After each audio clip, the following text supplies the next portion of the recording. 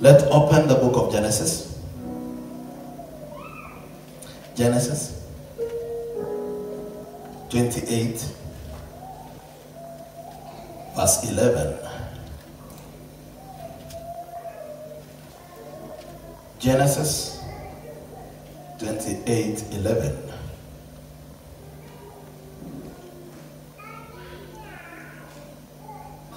John Moody, you'll read it in English, then Pastor Alfred, you'll read it in Swahili. Let's go. Genesis 28 verse 11. I like your voice. Your voice is coming up, huh? You are becoming a good preacher.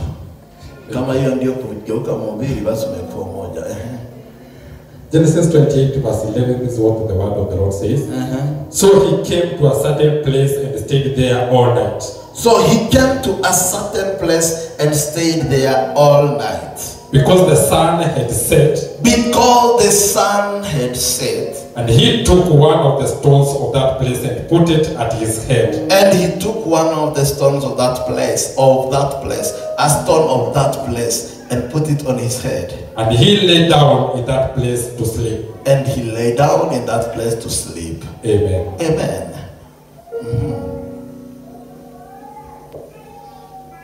Akafika pahali pamoja. Akalala pale usiku kwa sababu jua lilishuka. Akalala pale kwa sababu jua lilikuwa limeshuka.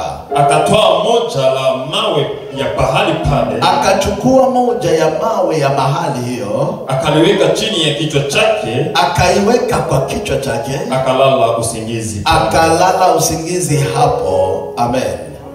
Unene na maisha yetu, Mungu, na utubadilishe siku ya leo. Kwa jina la Yesu tunaomba, amena.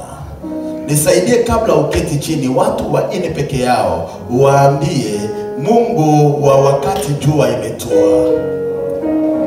The Lord God of the sunset. The Lord God of the sunset. Mungu wa wakati jua limetua. Kama umewaambia, kwa heshima unaweza kuketi. Nimetumwa leo nije nitangazie mtu mmoja peke yake hapa ya kwamba kuna Mungu wa wakati jua limetua. There is a God who comes after the sunset. There is a God who visits after sunset. There is a God who comes when the sun had already. There is a God who visits when everybody else has closed your case. There is a God who comes when every law of nature has concluded your case. There is a God who comes when every kind of people around you have already gotten the answer on what is going on in your life. I came to present to you a God who will give an answer after the world's answer. A God who will give an answer after your friend's answer. A God who will give an answer after your family answer. If you hear me say, I am ready.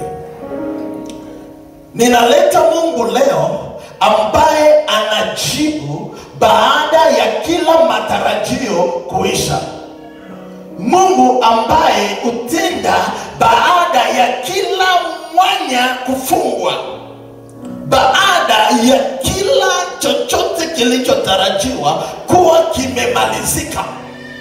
Baada ya historia na vitabu kuwekwa chini. Huyo ndiye Mungu nimekuletea leo. Ambaye uja wakati historia imeisha. Ananituma nikuambie baada ya jua kutua atakutembelea. Nasema atakutembelea. Nasema atakutembelea.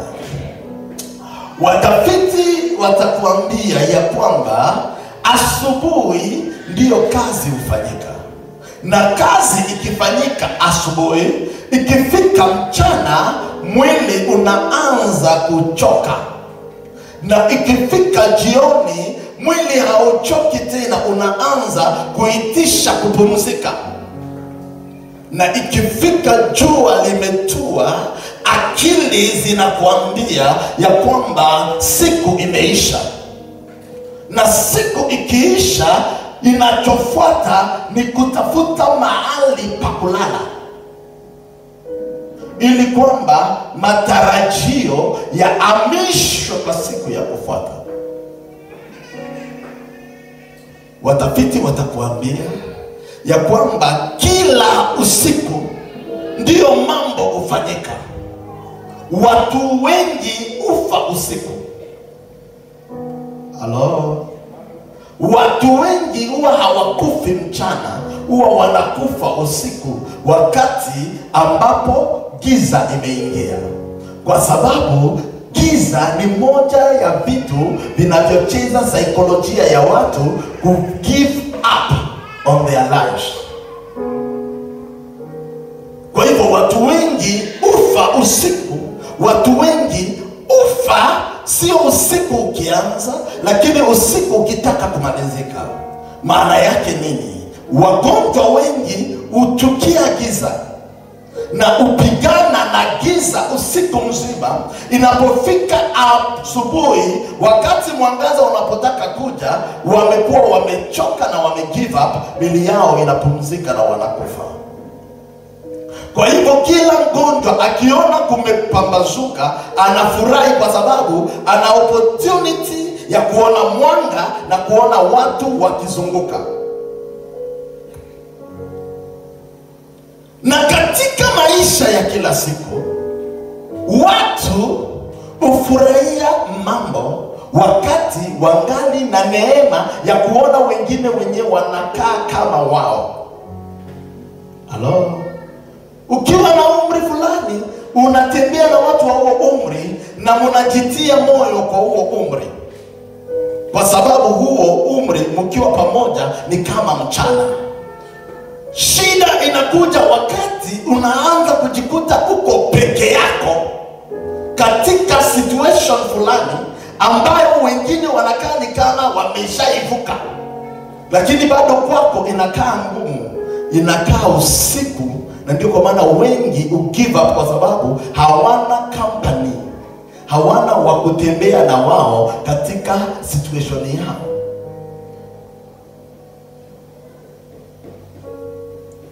Tumesoma historia ya mtu ambaye anaitwa Yakobo. Sema Yakobo. Yakobo amepigania, akanyang'anya, akaiba ukuu ama urithi. Na aliporithi, amepewa urithi, baba yake akamwambia, kwa sababu umepigania urithi, sasa utafanya hivi. Alipewa baraka, afai kuuawa mapema, kimbia uende, ili kwamba ukutane kwa njia na Mungu ambaye alikutanaga na sisi akatubariki. Ondoka tu, ndugu yako asikuue. Yakobo akaondoka, akaenda.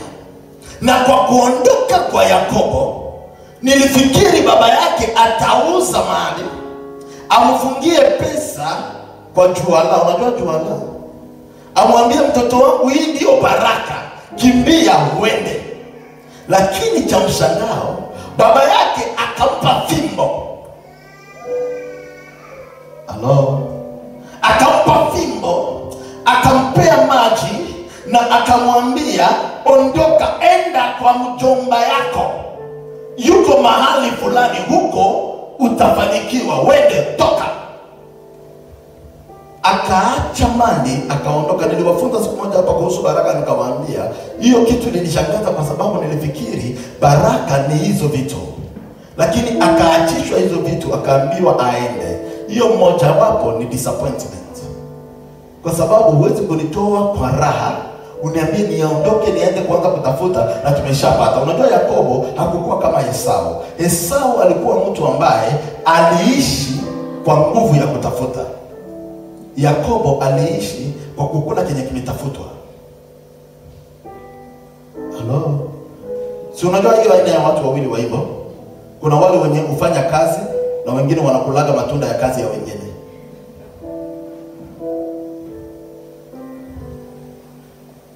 Sasa jirani yako mwambie, wewe sio wewe. Yakobo aliishi kwa jiko ya mama yake. Aliishi maisha ya leja. Ndugu yake aliishi kwa msitu. Akitafuta wanyama anakuja anatengenezea baba yake supu wanakula. Akikosa anakuja analomba ndengu, anauza ukubwa. Yeye aliishi tu kwa maisha ya exchange. Kila kitu ilikuwa nipe nikupe. Yakobo yeye alikuwa mama umepika nini? Mpaka Yakobo kilijua kupika. Kama kianaona kenye kinajua kupika na sio kwamba hawana sisters home. Kinapendaga hata kio tu jikoni. Ni Yakobo. Sasa huyu Yakobo anatolewa kwa comfort zone. Anaambiwa aanze maisha ya msitu. Aanze maisha ya jangwa. Aanze maisha ya kukimbia. Kuna wengi ambao Mungu alipotuita sio kwamba tulikuwa vibaya vile. Lakini tulipoingia kwa Mungu kuna vitu tuliviacha ili kwamba tuingie katika wokovu. Na tukaanza kugundua ya kwamba inaanza kuwa ngumu kwa sababu wokovu inakwambia bribe ni dhambi, sijui nini ni hiki. Wokovu inakuwa na tumasheria twingi mpaka unashindwa nini ndio nini. Na ukajiuliza what is happening. I came to tell you, even in salvation, God will bless you in a right way. Kilichofanyikia huyu ndugu alipoanza safari ilikuwa rahisi. Asubuhi mapema. Asubuhi mapema akaanza safari. Na alipoondoka kwenda, akaondoka kaenda. Unajua asubuhi bado nguvu iko. Alipofika mahali maji kaisha. Alipofika mahali chakula kaisha. Alipofika mahali hata hiyo punda yenye anaenda nayo inaanza kuisha. Inaanza kumwambia hata mimi siendi tena. Wengi wetu tuliambiwa tukiingia katika wokovu mambo yote yatakuwa nywe. Lakini tulipoingia tukagundua ya kwamba wokovu ni milima na mabonde. Ndio tukaanza kujiuliza siku gani Yesu atakuja. Mpaka mwingine akasema nimegundua ya kwamba Yesu hatakuja hivi karibuni. Kwa sababu mwenye alisemaga is coming soon ni Peter. Kama Peter ndiye alisemaga is coming soon na kwa anatuambia sisi manake kuja sio hivi karibuni. Hii ni confessions za watu ambao wameanza kuchoka. Mnishaidie mnichikie huyu yuko naenda huko kwa stima. Akienda kwa stima sitaki kukuombea muujiza, enda huko hivi. Hallelujah. God bless you. Kwa hivyo tutaelewa kitu moja ya kwamba wokovu ni mlima na mabonde. Kuna wakati wa maji kuisha, kuna wakati wa chakula kuisha, kuna wakati wa yale ambao ulikuwa unayatumia kama punda kuchoka, kuna wakati ya resources kupotea, kuna wakati ya tenders kufunga, kuna wakati ya milango unagonga na inakataa. Lakini kuna Mungu ambaye anakuja wakati jua limetua. Hello? Shida ilikuwa ni nini? Wakati Yakobo alipoenda, nguvu zilipomwisha, akaishiwa na nguvu mahali inaitwa Betheli. Sema Betheli. Sema Betheli. Nguvu zilipomwishia Betheli, akaamua alale hapo. Asichokijua Yakobo ni kwamba miaka nyingi iliyopita palikuwa na mtu aliitwa Abrahamu ambaye aliishi wakati Yakobo hakukuwepo. Na huyu mtu alienda mahali inaitwa Betheli, na ni yeye alipaita Betheli. Na alipoenda hapo hata baba ya Yakobo hakukuweko, lakini huyu mtu alikuwa ndiye babu wa Yakobo. Na alipofika Betheli, aliposimama hapo Betheli, akafanya kitu isiyo ya kawaida. Biblia inasema na hapo Betheli Abrahamu akamjengea Mungu madhabahu. Kwa sababu ya kumwabudu Mungu Mungu aliyemtokezea. Kwa hivyo Betheli alipoondoka Abrahamu, madhabahu aliyoyajenga hayakuondoka Betheli. Na huyu mtu anaitwa Yakobo alipoanza safari hakuambiwa kama babu yako alikuwa amejenga Betheli, lakini katika kuwandawanda katika jangwa, nguvu za madhabahu ya baba yake, nguvu ya madhabahu ya Abrahamu zikaanza kumvuta, zikaanza kumkokota, ili kwamba atakapochoka Mungu wa babu yake ampee nguvu. Natangaza siku ya leo, mahali utachoka, Mungu ninayemtumikia akupee nguvu. Natangaza siku ya leo, mahali roho yako inaanza kuchoka, mbingu za Baba kwa madhabahu haya zikupe nguvu. Yakobo hakujua ya kwamba kwa historia yetu babu alijenga madhabahu. Kumbe madhabahu mwenye kuyajenga anaweza kufa, lakini madhabahu hayakufi. Naomba kila madhabahu unayoijenga kwa maisha yako inene juu ya watoto wa watoto wako. Naomba kila altar unayoiinua leo izungumzie watoto wako. Inua mkono wako, sema nitajenga madhabahu. Sema nitajenga madhabahu. Naomba kila madhabahu ambayo imejengwa juu ya maisha yako ya kimungu inene juu ya uzao utakao kuja kwenu. Mahali ambapo watoto wako hawatajua ya kwamba uliwahi kujenga madhabahu. Hii masaa unapitisha katika uwepo wa Mungu, yazungumza kwa watoto wako. Nasema yanene kwa watoto wako. Nasema yanene kwa ujao na ukuja. Kama nami nisema haleluya.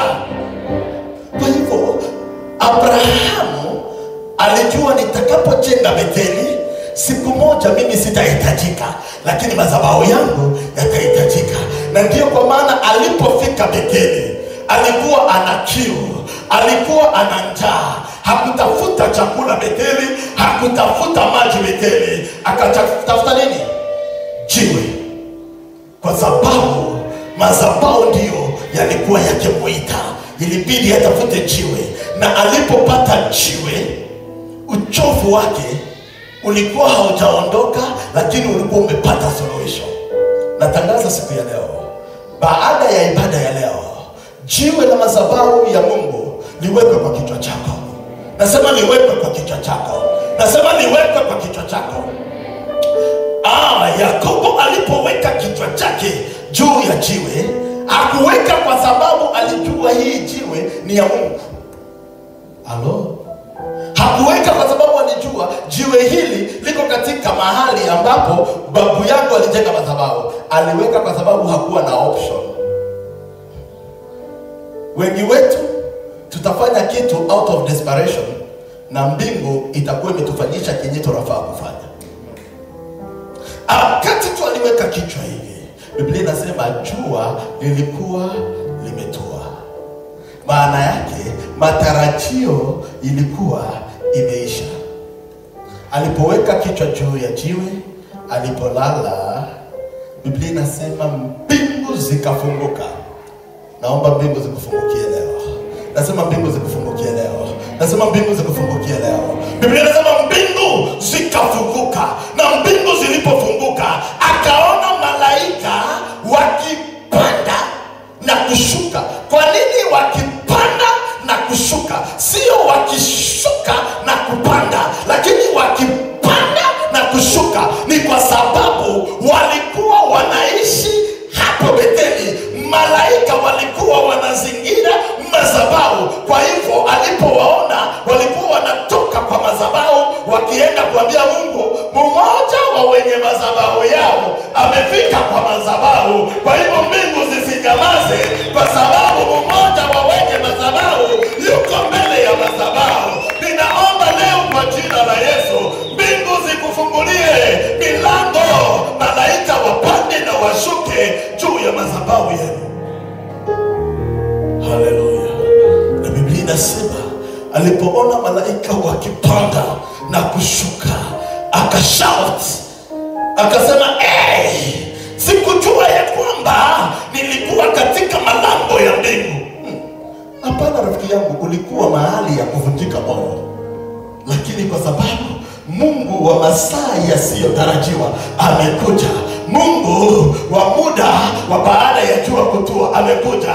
Mateso yako imegeuka kwa mlango ya mbingu. Naomba leo mahali ulitaka kuvunjika moyo, mbingu zifunguke na usimame katika malango ya mbingu.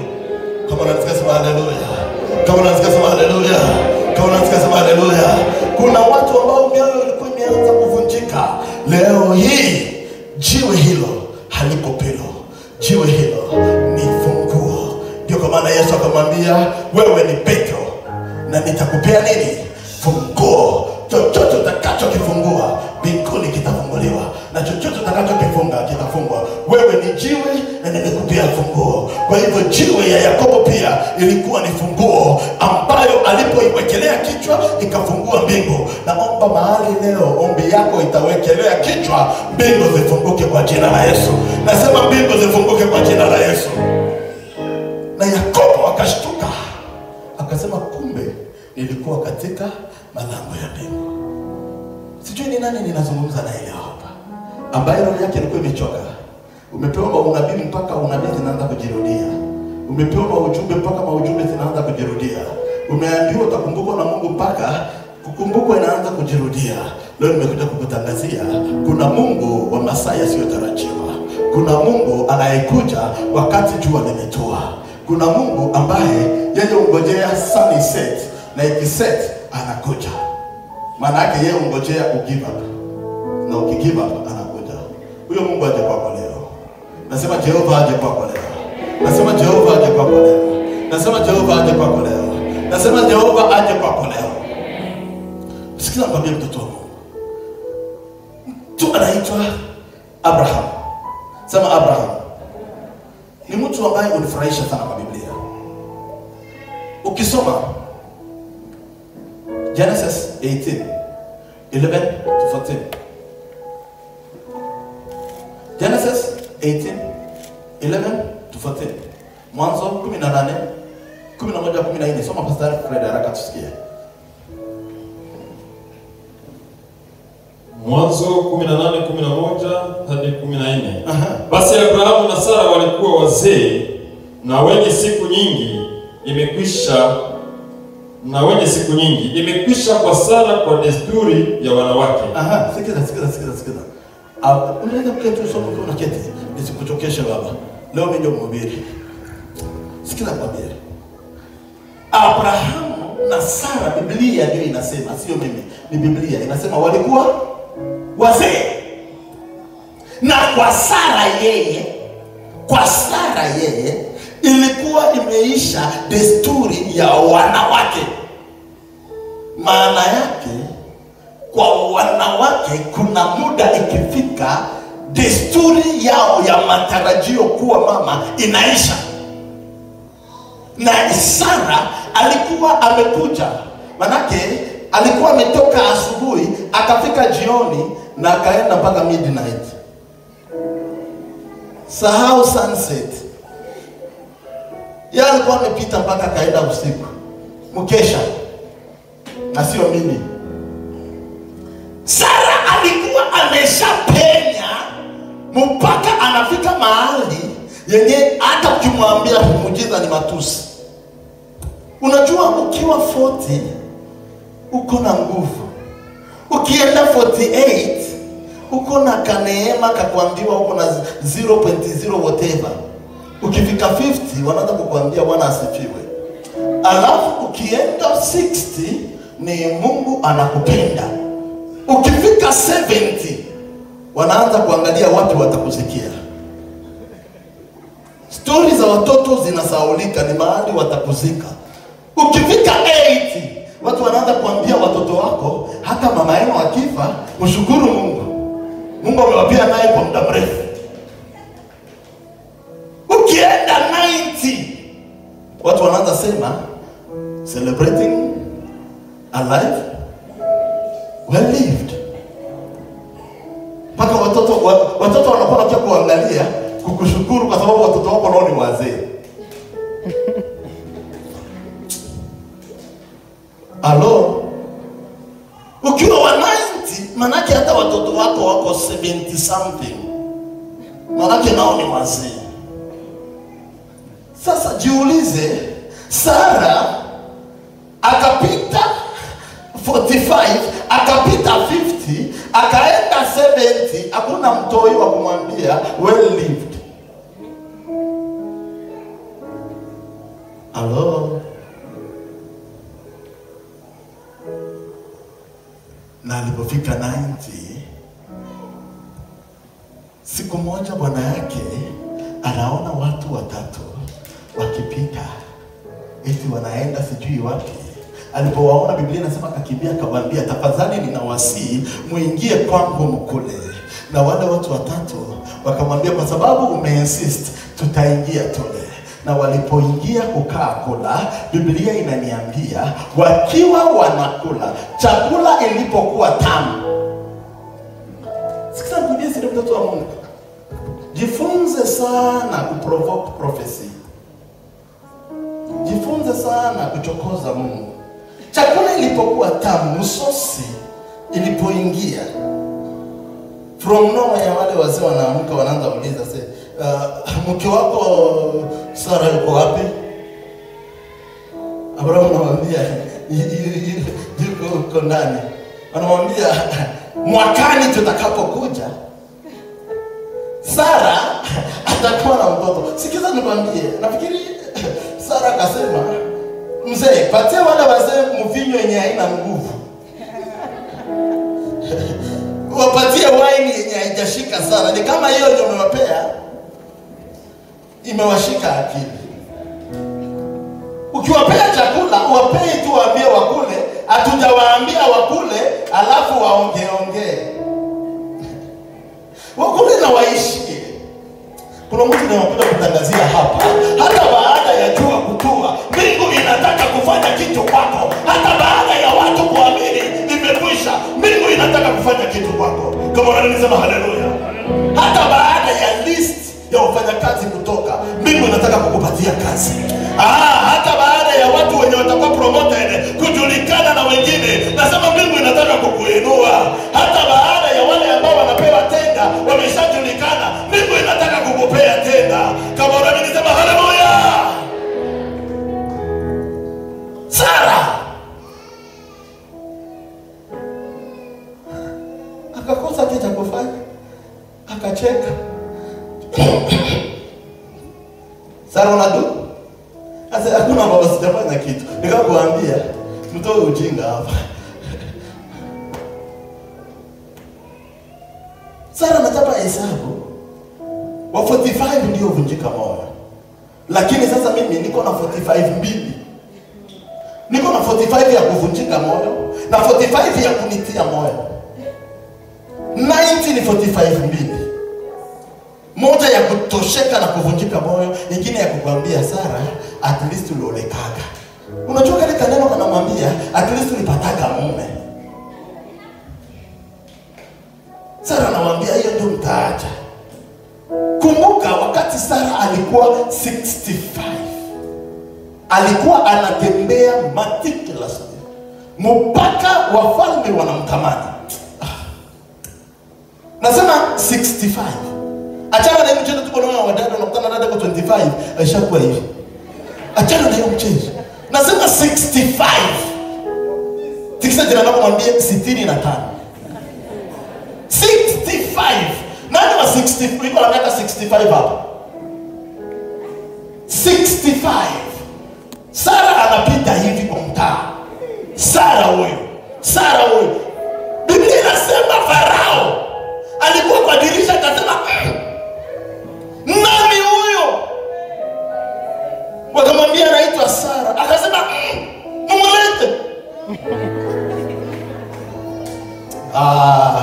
May God renew you. Nasema Mungu akurudishie nguvu. Wengine mmejidheesha hata haijafika hata sunset, hata sunrise haijakuja. Umeshazerigo. Tunangojea Bwana. Unangojea Bwana wapi? Hakuna Bwana unangojea. Jitengeneze. Weka kampono kazuri, simama mzuri, ukitembea ni haleluya amen. Watu wanaona huyu ni haleluya amen. Hapana hiyo mambo ya unakutana dada anavaa kinguo kinavuta vumbi,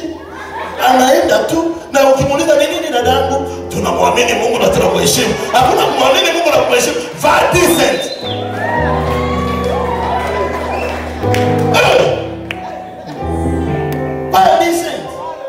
Nani anakuambia ya kwamba mwenye ataona mke anaonaga kiroho? Usionewe kwa unabii. Bwana anasema mimi ndio nitakuoa. Na unamwambia sema tena nisikie. Hakuna unabii. Kuna unabii.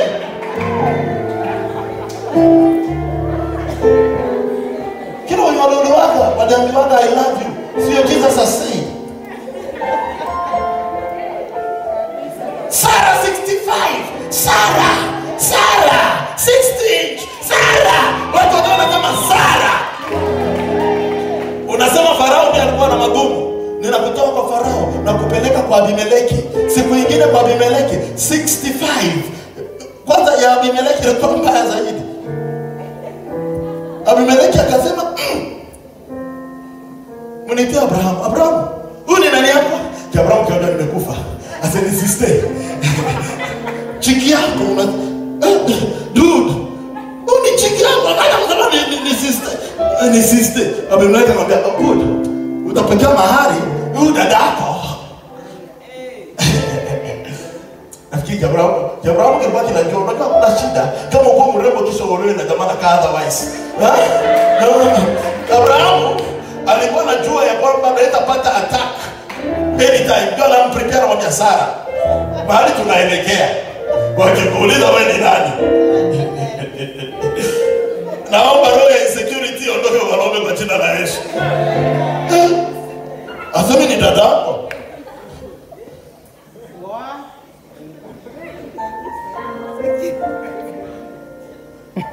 Abimeleki akaangalia. Akasema naomba Mungu akupe neema. Hata kwa umri ya juu mwili wako usizeeke. Mungu akupe neema ukae sawa. Mungu akupe neema ukae ukipendeza. Mungu akupe neema ukae young. Kama unaamini sema haleluya. Unazeekea wapi?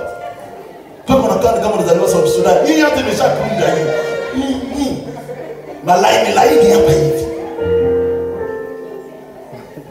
Tutapitisha mawe hapa hivi. Ukae unakaa sawa. Siku moja Abimeleki akasimama kwa dirisha hivi. Na aliposimama kwa dirisha hivi, Biblia inasema akaona Abraham na Sara wakicheza. Walio kwa maboma naomba Mungu awapatie muda wa kucheza. Mungu awapatie muda wa kucheza. Kila siku tu nipe maji. Toa viatu. Nitafute shoksi nzuri.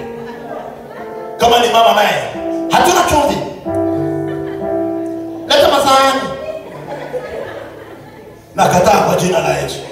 Hiyo roho ya kuitana baba Kamau, nakataa kwa jina la Yesu. Nakataa kwa jina la Yesu. Naifukuza kwa jina la Yesu. Naifukuza kwa jina la Yesu. Baba Kamau.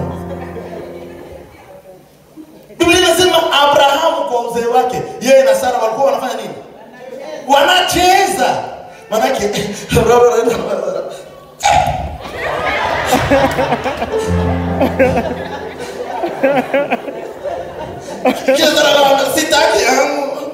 sitaki yangu. Na Abimeleki akasema no. Hii mchezo sio ya kaka na dada.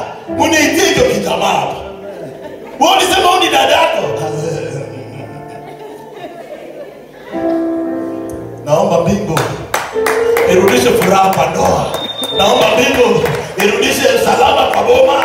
Naomba mbingu irudishie wenye ndoa amani. Kama wanasikia sema haleluya. Unajua kuna mwenye anasema mimi siko kwa ndoa, utaingia kesho. So kama huwezi kupokea leo unabii, utaingia kesho unajikutana hapo au kuna mtu akukuchekesha. Kumbe uliacha unabii. Ndio unakuta tunaona kawaga tu. Hadi mwezi niambia ninapendeza tu. Nilikwambia jana.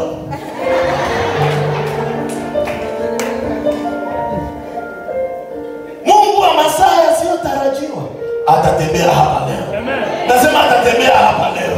Nasema atatembea hapa leo. Nasema atatembea hapa leo. Huyo Mungu wa wakati jua imetua, Wakati watu wamesema you are finished, atatembea hapa leo. Atafanya kitu kwa maisha yako. Kama unasema haleluya. Haleluya. Kwa hivyo Sara 90 anaamka baada ya mwezi mmoja ya wale wa jamaa kupita kwao. Anasikia niko na hamu ya kunusa fundi. Ni maji chini alafu nifanye. Hakuna kitu yenye anafanyaga mtu mtoi kama mtoi.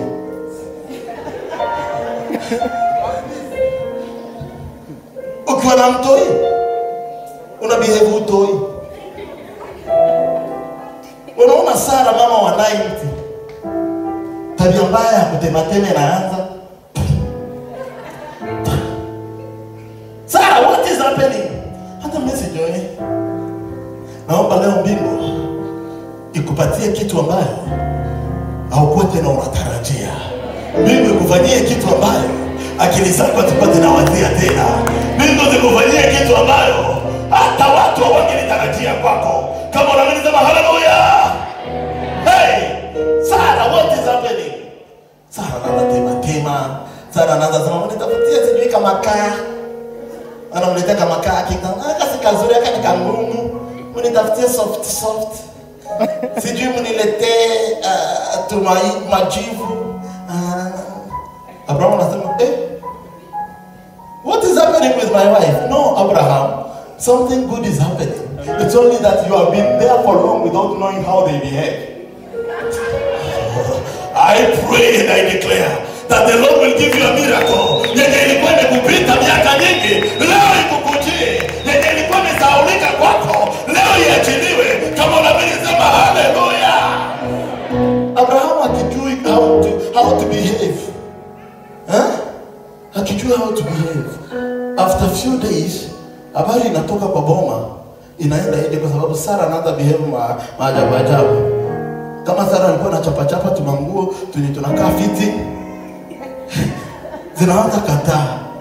Wanaona Sara anaanza sema mnitafutie hizo zenyewe zinaachilia. Abraham mama, unataka kugaramuka kwa uzee. Naomba mbingu zikurudishie furaha yenye miaka yako ilipotezaka. Mbingu zikurudishie katika feelings kenye kalipoteaga kwa sababu ya mateso ya watu, kwa sababu ya fitina za watu, kwa sababu ya chuki ya watu. Leo mbingu irejeshe kwako wakati haukutarajia. Kama unasema haleluya. Mungu wa masaa yajua kutoa. Sara ule Aisha tavaa hizo nguo, wanaona mwendo ina change. Inakuwa Sara nini? Sijiwezi.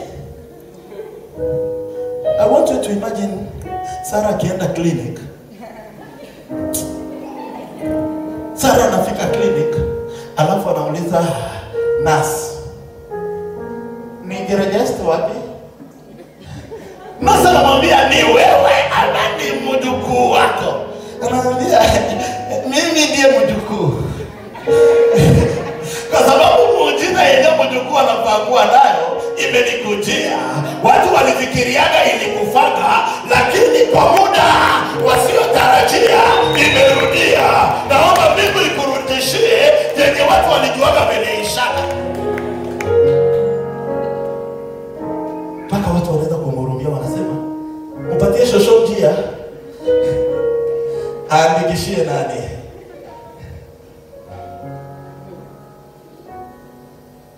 Haleluya. Kuna mtu kicheko itarudi baada ya miaka ya machozi. Nasema kuna mtu kicheko itarudi baada ya miaka ya machozi. Kuna mtu ambaye pilo yake inamjua kwa kulia, leo itamwona akishangilia usiku. Nasema itamwona akishangilia usiku. Kuna mtu ambaye anajulikana wa kukosa usingizi, leo watamwona kilala kama bibi, kwa sababu mbingu zinaenda kukumbuka baada ya masaa ambayo jua imetua. Wakati watu wamechoka na yeye, mbingu zinaenda kumpea ushuhuda.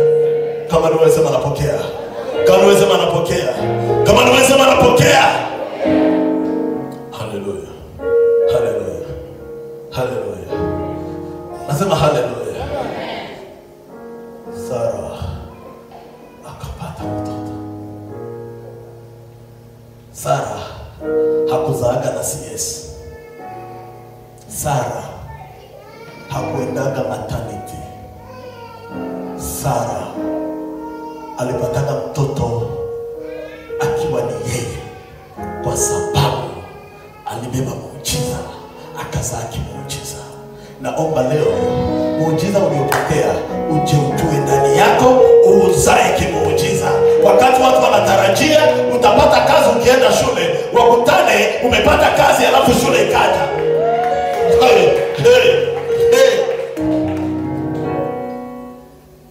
Mbingu zikutembelea leo. Nasema mbingu zikutembelea leo. Nasema mbingu zikutembelea leo.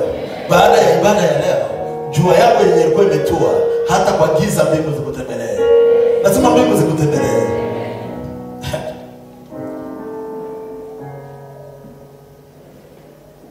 Nitafunza hapa very soon juu ya time. Utaelewa time ni nini. Na utaelewa dimension tatu. Dimension tatu za time. Ili kwamba uelewe tuna operate in which time. Alafu ukielewa, utaelewa muujiza unakujaga kwa muda gani. Kama unanisikia sema nasikia. Sara akapata mtoto akiwa 90.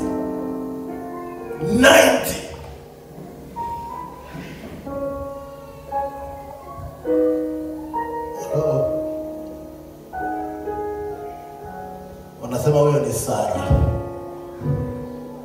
ambaye Mungu alikumbuka. Hiyo ni Biblia. Tumekuwa tukapata ushuhuda nyingi na watu ambao walipata watoto kwa hii dunia yetu baada ya watu wote kukata tamaa kwao. Leo ninaomba mbingu ikupatie zawadi wakati watu walichoka na wewe. Kama unaamini sema amen. Nikatembea kwa Biblia nikakutana mtu wa pili ambaye alibariki moyo wangu kwa hiyo somo yangu.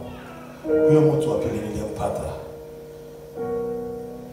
iko kwa kitabu cha Luka sura 7 mstari wake wa 11.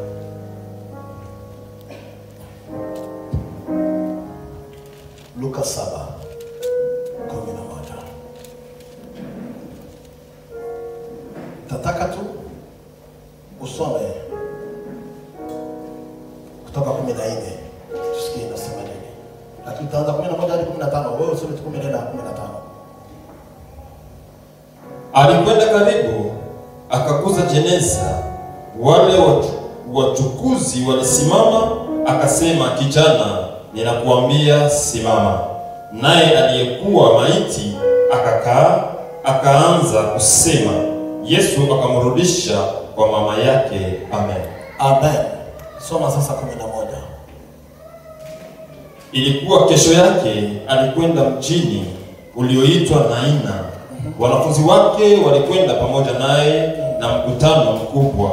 Alipokaribia mlango wa mji, tazama kulikuwa maiti. Tazama kulikuwa maiti. Inachukuliwa nje.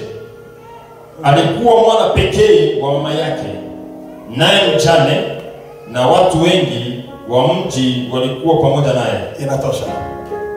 Sikiza. Palikuwa na mtu ambaye alikuwa mjane na alikuwa anabeba maiti ya mwana pekee. Nataka sasa tuelewe kitu hapa. Moja, wakati unakuwa mjane, matarajio ya mtoto inapotea, kwa sababu mtoto ni matokeo ya baba na mama. Sasa baba akiwa hayuko, matarajio ya mtoto inaisha. Lakini faraja ni kwamba huyu mama aliingia ujane akiwa na mtoto mmoja. Alafu kifo kilichomnyang'anya mume kikaja kikamnyang'anya mwana, kikamnyang'anya matarajio ya mwisho. Kuna mtu yuko hapa ambaye the last hope alikuwa nayo ilipotea. Baada ya ibada ya leo itarudia. Nasema baada ya ibada ya leo itarudia. Kuna mtu yuko hapa ambaye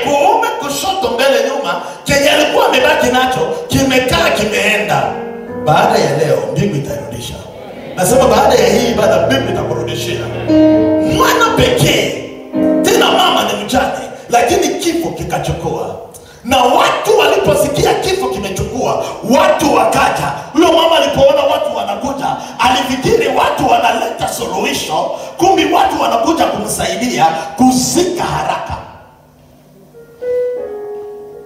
Watu wengi kwa maisha yetu wameleta usaidizi wa kuzika matumaini yetu.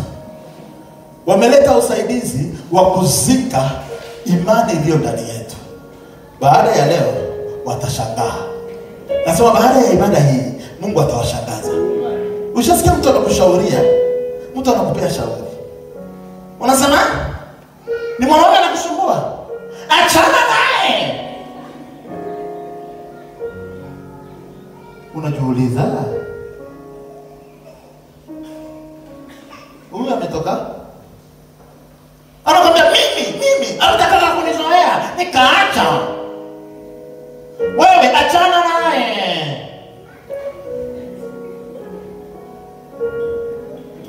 Ni kazi unaongelea? Drop it. Resign. Kuna watu wenye wako na karoho kakuua matumaini. Unasema biashara umefanya nao kazi miezi miwili haijaleta faida? Close it.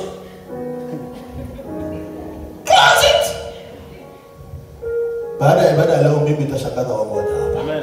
Nasema mbingu itashangaza wamoja hapa. Nasema mbingu itashangaza wamoja hapa. Kazi ya watu ni kusaidia kuzika matumaini ya wengine. Hawataki hata kukuambia you can still make it. Hapo mahali umefika imeisha. Ulisema? Kichwa inaumaje? Hii sehemu moja. That's how your uncle was. And he died. Today, kila mwenye amekewa kuona matumaini yako, mbingu itawashangaza. Nasema mbingu itawashangaza. Nasema mbingu itawashangaza. Kama unaamini sema haleluya. Kama unaamini sema haleluya. Na unafuata tu mashauri yao. Unasikiza tu maneno yao. Na unasikia tu, mimi nilikuwa na kazi lakini mtu mmoja akaniambia niache, Mungu atanikumbuka. Kwa nini Mungu angekukumbuka aponye hiyo kazi? Sijui ilikuwa nini, mtu mmoja akaniambia I have to show my position. Hello? Dada zangu mko hapa. Wengi mtapigwa makofi kwa magoma kwa sababu ya mashauri mko mnapewa. Eti mwanaume akiongea na wewe ongea, utawekelewa kidero. Na mwenye anakushauri hayuko, ndio unashindwa what is happening.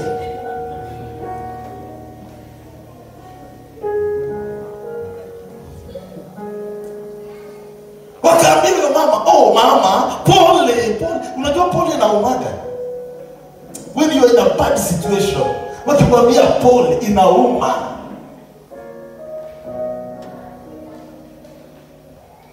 Mama pole, mtoto amekufa, pole. Makaburi ziko hapo hivyo. Acha tukusaidie mama. Na mama anasema nimekatika miguu. Unajua mwenye amepoteza, yeye anajua from today I will never be called a mother again. From today the hope to get another child is gone. Kuna Mungu anayekuja wakati jua limetua. Kuna Mungu mwenye anatembeaga wakati matarajio ya watu imeisha. Huyo Mungu akutembelee leo. Amen. Nasema huyo Mungu akutembelee leo. Nasema huyo Mungu akutembelee leo. Huyu mama alipoangalia akaona hakuna matumaini, akajoin people. Akajoin the team. Munisaidie basi mwende muziki. Ushaona mwenye unaenda kuzika vile wanabeba mwili? Sio yao. Wewe umeshaona mwenye alipoteza mtu anamnyangua? Lakini hakuna mtu anapotaka wa kunyangua. Nasikia kitu. Mnakimbia hivyo sio wewe.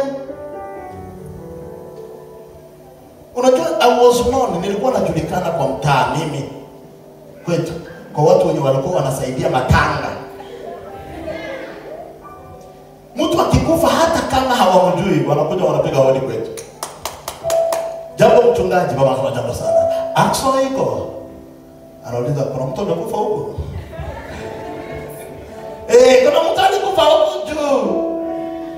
Tuko tunatafuta Akso. Na tukasema ni baba ama ni mama? Ananiambia ni baba mwingine huko juu. Twende. Nenda na upangia matanga yao. Kesho vijana nyinyi mtaenda kwa hii area, mtakusanya pesa. Nyinyi mtaenda kwa hii area, mtakusanya pesa. Na hiyo pesa yote mnaleta hapa. Sawa, usiku mwenye atalala kwa hii matanga atajua. Sote tunalala tukiongea. Kumbe sio yetu. Siku my brother died. Hata sikujuaga nani alikuwa anapanga. Tulikuwa tunalia sote, hakuna hata ukiangalia tu mwenzako hivi unalia. Then I realized you have courage to help when it is not your problem. You have courage to tell somebody, usilie kama sina matumaini. Sio wewe. Ikikugonga wewe.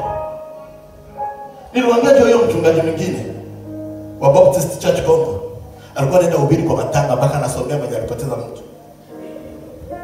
Unalia nini wewe? Unalia bure wewe kama hujui Biblia. Neno linasema msilie kama wasio na matumaini. Jitie nguvu. Siku msichana wake alikufa, baba mzima kinakaa chini. Wanakiletea uji, mchungaji, kuna uji, sitaweza. Mchungaji usilie kama sio na matumaini.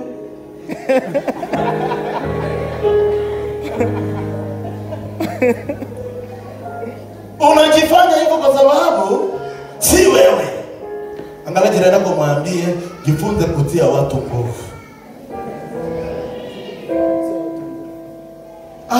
Acha kujifanya ni kama wewe umeshayapitia yote. Jifunze kutembea na watu katika magumu yao. Jifunze kuambia watu Bwana anaweza kukutoa hapa. Jifunze kuambia watu Bwana anaweza kukutoa katika shida hii, kwa sababu kwa uhakika Bwana anakujaga baada ya matarajio ya watu kuishi. Kama unasikia sema amen. Amen. Mbingu zitakuja kukukumbuka wakati watu wote wamechoka na wewe. Mbingu zitakuja kukufanyia muujiza wakati wengine wote wamekupea majina.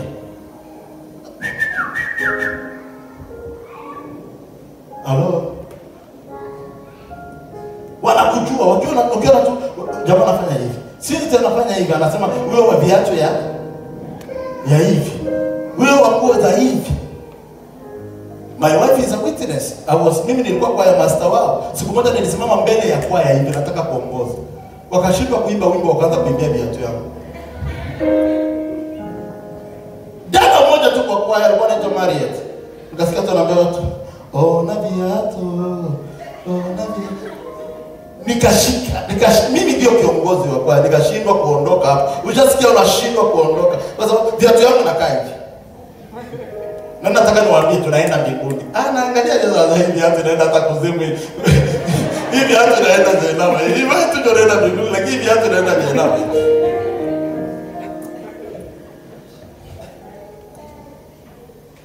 Lakini Mungu akija, anakuja wakati matarajio yameisha. Wakati kila mtu amechoka, wakati kila mtu ameamini wewe tena anakuja. Leo hii mbingu zikutembelee. Nasema leo hii mbingu zikutembelee. Nasema leo hii mbingu zikutembelee.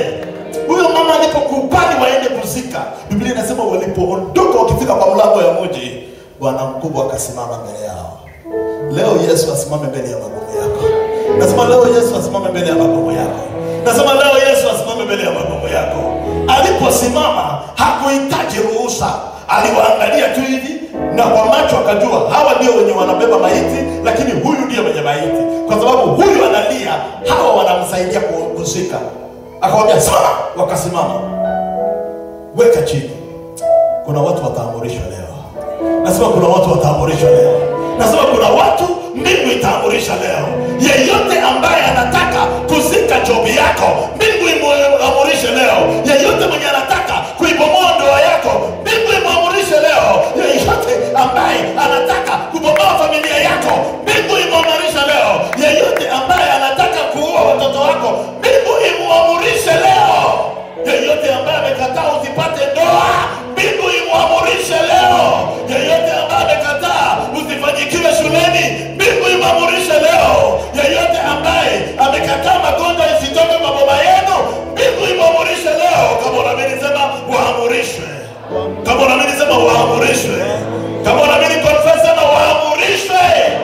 Patia Bwana makofi mazuri.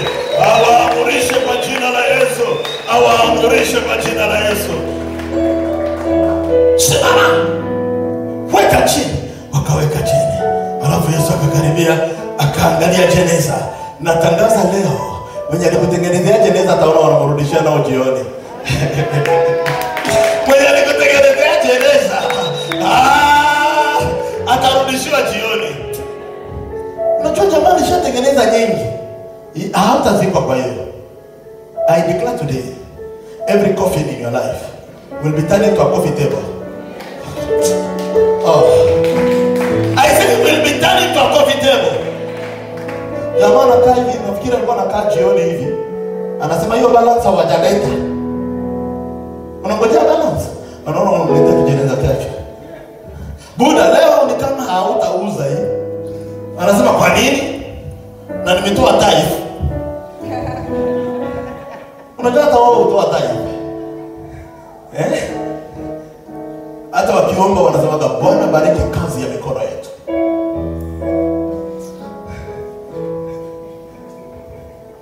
Watarudishwa jeneza leo usiku.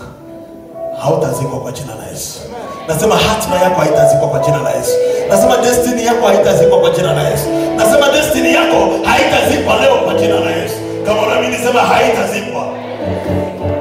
Nafikiri jamaa jioni tu ndio wanakuletea wanamwambia bao zako hizi wewe usifanye kitu unataka. Nini kimefanyika? Si mwenye tuliweka ndani amerudi. It happened kwetu. My grandmother, mtoto wake aliingia hospitali akakutana ameenda akakimbia kaandika tangazo akatuma kwa radio, kila kitu akatuma, amekufa kila kitu. Baada ya lisali moja kina mama, my mom, they went to the hospital and wakakutana daktari hawataingia kuconfirm analala tu hapo mahali walimfunika eti amekufa. They started singing and praying and she woke up. Akaambia mama nipe maziwa. Mama akampea maziwa. Na alipotangaza kwa radio ya kwamba kwetu kuna matanga, watu wakaanza enda matanga. Na kijana wake mkubwa alikuwa akitengeneza jeneza na akatafuta moja haraka yenye alijua hii itamfiti na akabeba. Wakifikisha wakakutana mwenye wanaenda kuzika kwa nakunywa maziwa.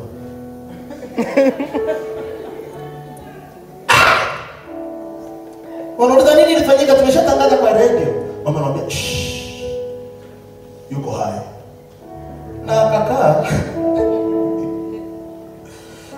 Leo watarudishwa jeneza zao. Amen. Nasema leo watarudishwa jeneza zao. Nasema leo watarudishwa jeneza zao.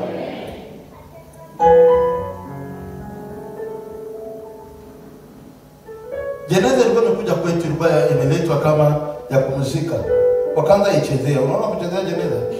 My big brother, the one mwenye anaishi Amerika, wanaambia huyo mwenye alitengeneza lala ndani. Analala ndani sio wanaomba, wanaambia hivi ndio tulimpeleka. Kuna eneo walikuwa wamekufanyia serious, itakuwa ni game. Kwa sababu mbingu nataka badilisha historia yako. Wenye walikuwa wamepanga kukuzika watakuchezea wenyewe. Nasema mbingu badilisha historia yako. Mbingu badilisha historia yako. Masaa ambayo yanatarajiwa, mbingu zikutembelee leo. Kama unaamini sema haleluya. Baada ya kumfufua hakumrudishiaga watu, akamrudishia mama yake, kwa sababu walitarajia wasaidie mama yake kufanya nini? Kuzika. Akamrudishia akiwa kila kenye kilikuwa kimekufa kwako kirudi kikiwa hai. Nasema kirudi kikiwa hai. Nasema kirudi kikiwa hai. Nasema kirudi kikiwa hai. Kama unataka nisema haleluya. Nataka kuomba na wewe. Tunataka kuambia Mungu, jua imetua lakini wewe haujalala. Ni jua imetua. What we can see is a sunset, but our God does not sleep nor slumber. Even after sunset, you will do something. Even after that decision has been made, you will do something. Is there somebody here who believes that God will do something? Kuna mtu ambaye anaamini leo Mungu atafanya kitu hata baada ya jua lilikuwa limetua. Kuna mtu ambaye anaamini leo Mungu atabadilisha historia hata baada ya jua kutua. Basi hii ndio muda wako. Anza kuandaa moyo wako, mwambie Mungu, nimepiganisha hii ya kutosha na nimefika mahali nimegive up. Mahali mimi nimegive up, wewe sasa uchukue ufanye kitu. Haleluya. Simama kwa miguu yako. Brother Roger, mwende kwa microphone dakika moja. Kuja hapa mbele tu kwa dakika moja tuombe.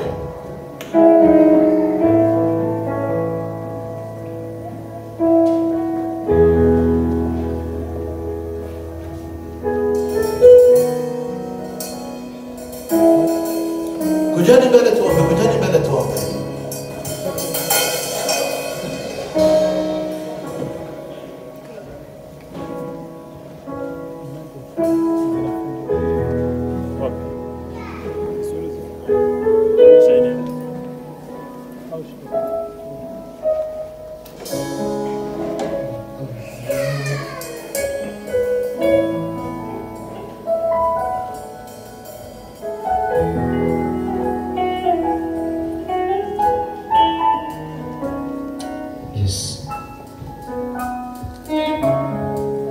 Sijui nini moyo wako umevunjika ukifikiria unaona haiwezekani tena. Sijui ni kitu gani ambao moyo wako umeona ya kwamba haiwezi tena kufanyika. Baada ya maombi haya uyatarajie yatafanyika. Unapoinua mikono yako juu,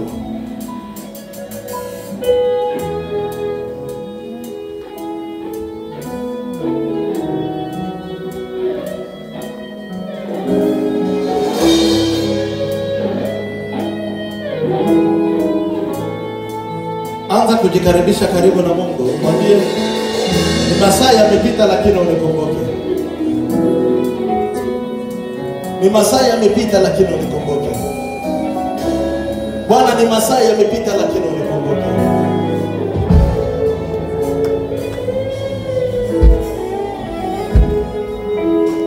Mwambie Bwana, ndio masaa yamepita, yameenda kwenda, lakini leo unikumbuke.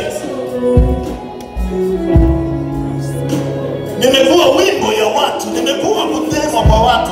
Mimi ndiye nimekuwa historia ya watu. Wakitaka kuongea maneno ya ziaka, ni mimi wanaongeaka. Lakini leo, Mungu wa masaa, mwambie, nena naye, yuko hapa.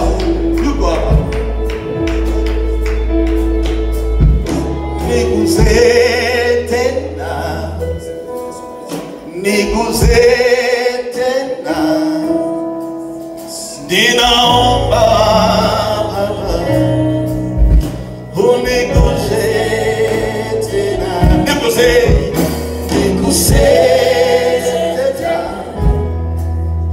niguze tena, ninaomba Baba, uniguze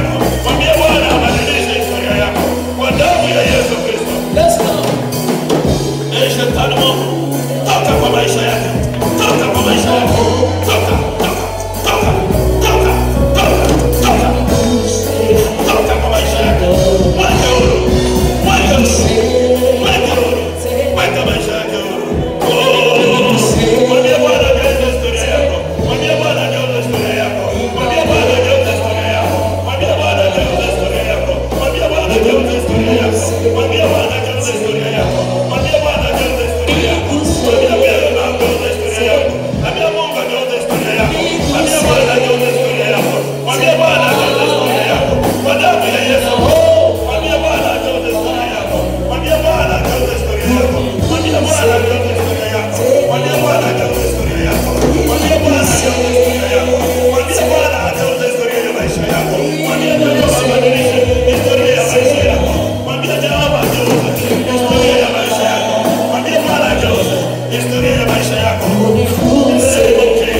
Mwambie Bwana ageuze historia ya maisha yako. Mwambie Bwana ageuze historia ya maisha yako. Mwambie Jehova ageuze historia ya maisha yako. Mwambie Jehova ageuze historia ya maisha yako. Mwambie Bwana ageuze historia ya maisha yako kwa damu ya Yesu. Mwambie Jehova ageuza historia ya maisha yako kwa damu ya Yesu. Mwambie Jehova ageuza historia ya maisha yako kwa damu ya Yesu. Just open your mouth and worship God. Just open your mouth and talk to Him. Just open your mouth and talk to Him. Just open your mouth and talk to Him.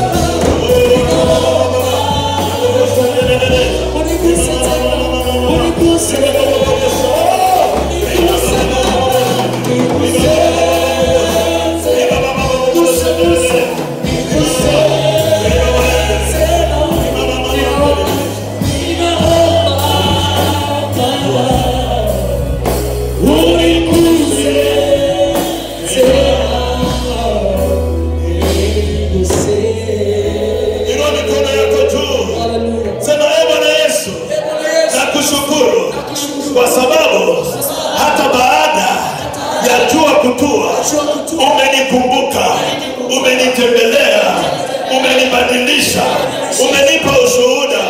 Niko hai, nitakuwa sawa, mambo yangu yamebadilika.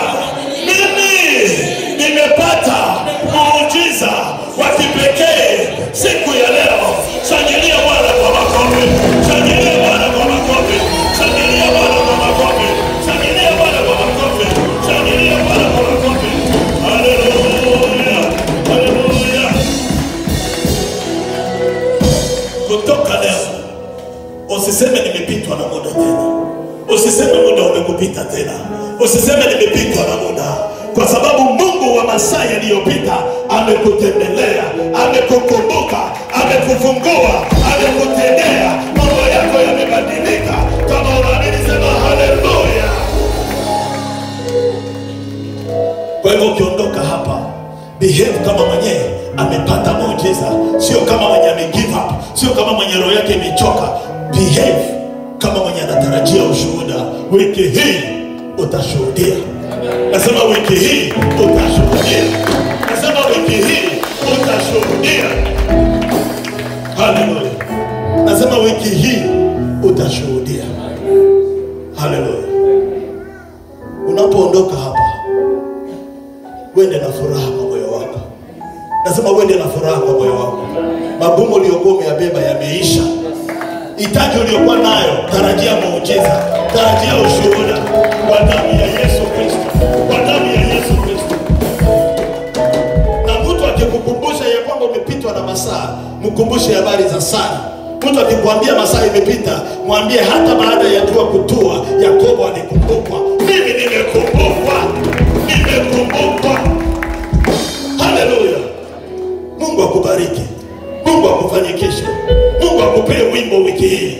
Uwimbe mahali watu walitarajia ulie, ucheke mahali watu walitarajia unungulike. Mbingu zikupee furaha kwa jina la Yesu. Amen. Amen. Amen. Surely goodness and mercy shall follow us all the days of our lives, and we shall dwell in the house of the Lord forever and ever. May the grace and the love of God and the fellowship of the Holy Spirit be with us now and forevermore. Amen. Listen, before you go, you will pray for me. Tonight I'm leaving for Uganda. I'm going to Uganda tonight. I will be in Tororo, meeting tomorrow. Nitakuwa Tororo kidogo. Nitakuwa Tororo kesho. Niko na ibada ya asubuhi mapema Tororo.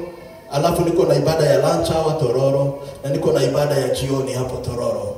Na nikimaliza hizo ibada tatu, nitaelekea kwa BMI Kapchurwa, ambapo nitakuwa na ibada on Tuesday. Na baada ya ibada ya Tuesday hapo Kapchurwa, nitakuwa na mkutano hapo Kampala. From Kapchurwa to Kampala, it takes like 6 hours. I will be using now the bus from there to Kampala. Nitakuwa na mkutano hapo that Tuesday evening, and then on Wednesday I will be leaving early in the morning for 5 hours driving.